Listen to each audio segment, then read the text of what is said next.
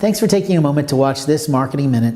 I'm Blake Ensign with Blaze Communications, and this is The Blazing Flame.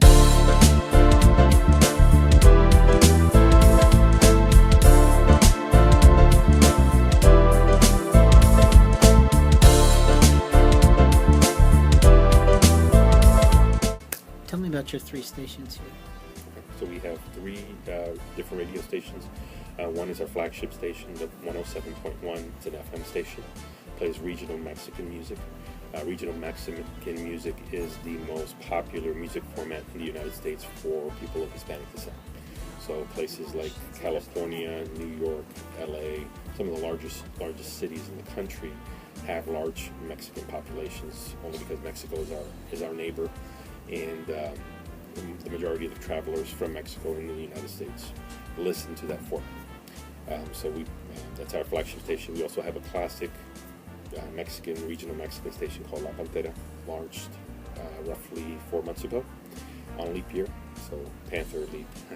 Anyway, the reason we launched that station was because it's a regional classic, the regional Mexican classic station. Mexican music has so many artists that we can only play X number of them, and some of the music becomes classic and still listened to, and people still have requests. So we've moved that format along to our sister station, La Pantera, to be able to keep the music on the 107.1 fresh and relevant to a younger audience.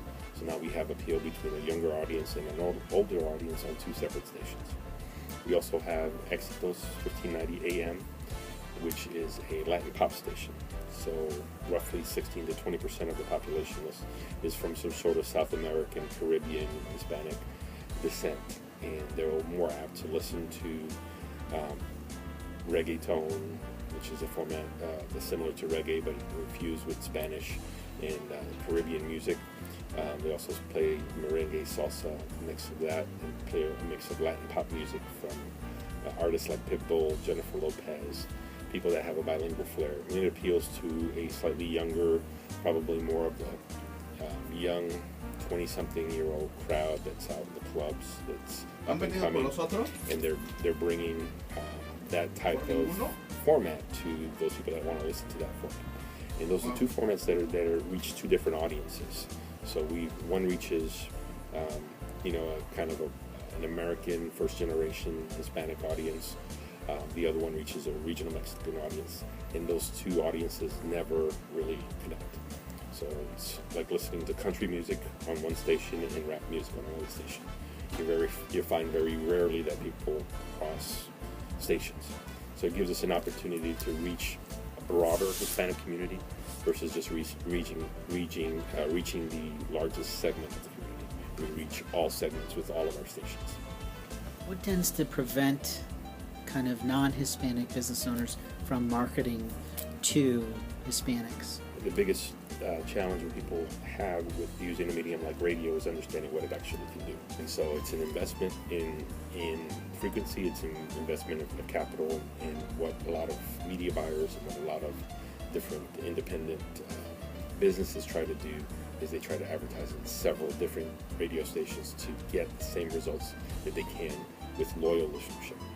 And so that's the dynamic that separates people from listening to investing in a lot of radio stations, or really listening and keying in with one station, where you're going to have one listener in each product.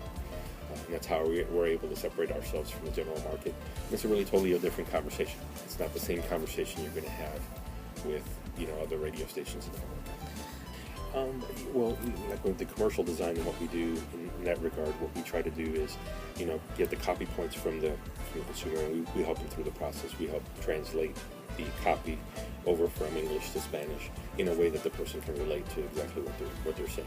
And since there are so many different dialects and so many different ways to communicate within the community, we have to be certain that the way we communicate is going to be heard by the majority of the people.